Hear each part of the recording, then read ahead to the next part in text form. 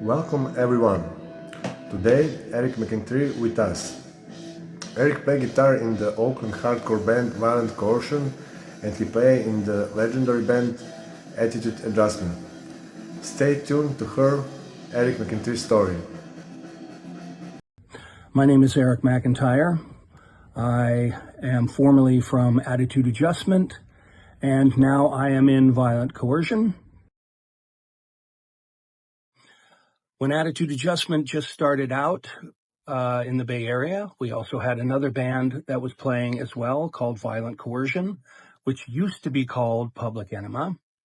And we would play some shows together, and I continued the friendship with them. They broke up relatively quickly after 1985.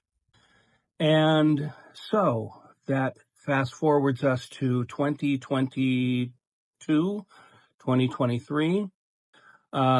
The band reformed under the old name Public Enema, and I joined the band. Shortly after, we had some member changes and decided to just change the band name back to Violent Coercion and continue to play as Violent Coercion.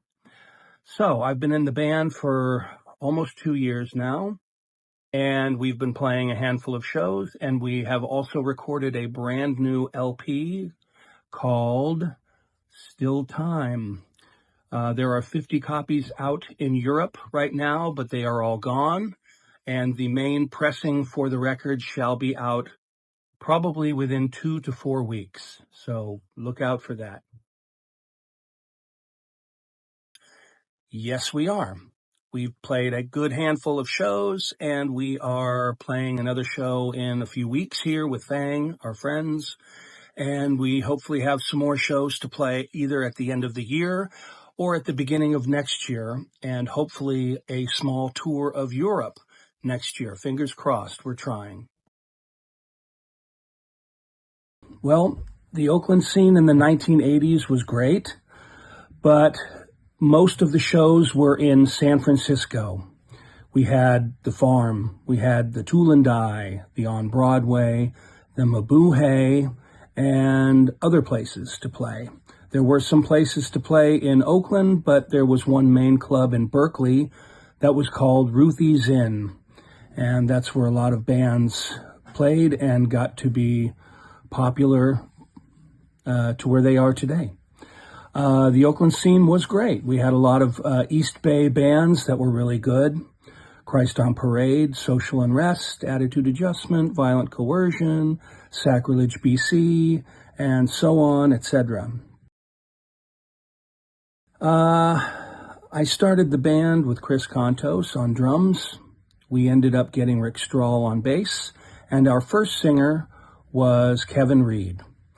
He was in the band for a short period of time, but then he left, and then we ended up getting Andy Anderson and Rick Scaparo and recorded a demo, and then I left the band, and they recorded the album American Paranoia in 1986.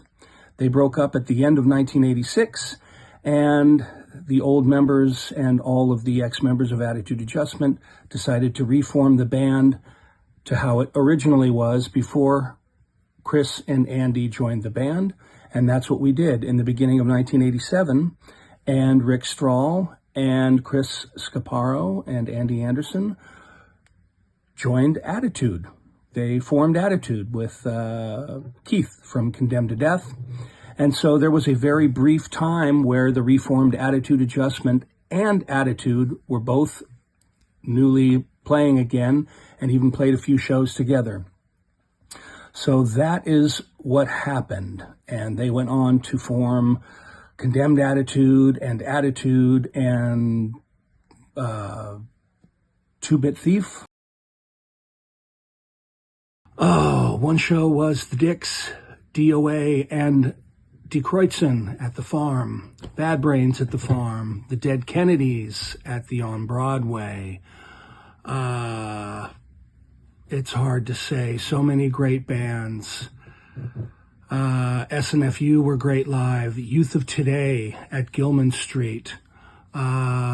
so many great bands and shows that I've seen.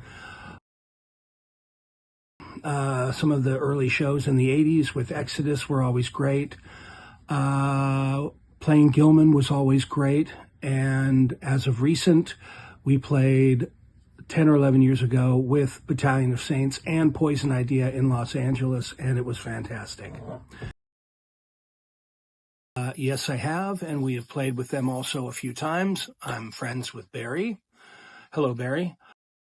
They were fucking amazing live, especially in around 1988 or so when Rock and Roll Nightmare came out. I thought the reunion was great with Tony. I saw him in San Francisco a few months ago. They were fantastic.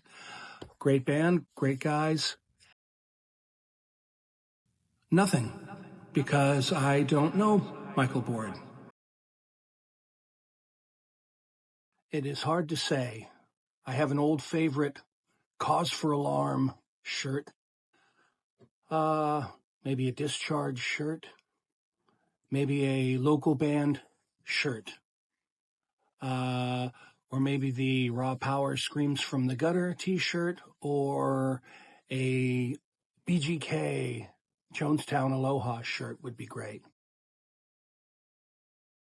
It's very hard to say. Obviously, one of them would be Discharge, Hear Nothing, See Nothing, Say Nothing. Another one would be Raw Power, Screams from the Gutter. Another one would probably be Social Unrest, Rat in a Maze. It's really hard to say because, as you can tell, I've got a lot of records. There are also a lot of singles that I think are fantastic as well. Those 3 LPs pop out first.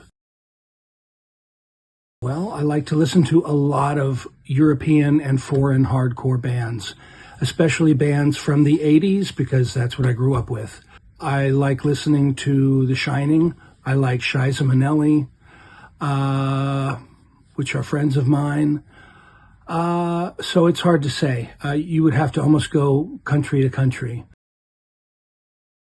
Well, I've seen some great European and foreign bands. I've seen Gauze from Japan, Smash Your Face from Japan, BGK, Raw Power, Cheetah Chrome Motherfuckers.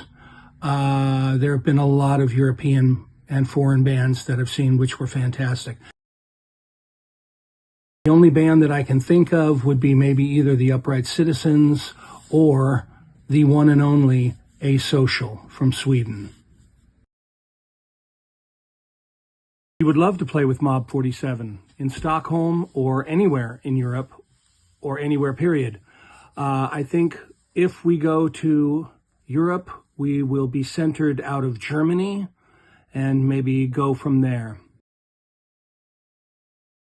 Well, Mob 47, Asocial, Upright Citizens, Blowin' Chunks, either Shiza Minnelli or Savage Beat, or just some up-and-coming bands would be great. So we're not too particular, but we just want to come over there and play and have fun.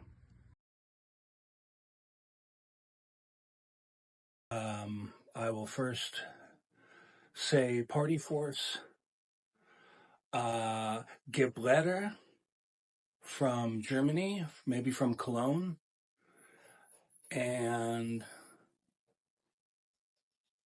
Blastard from Cologne as well. My buddy Sam from Shiza Minnelli, his new project. And a lot of the new bands that are on the Distort the Bay compilation LP that just came out. A lot of those bands are really good as well. So yes, there is some good up-and-coming bands that I really like. So check them out.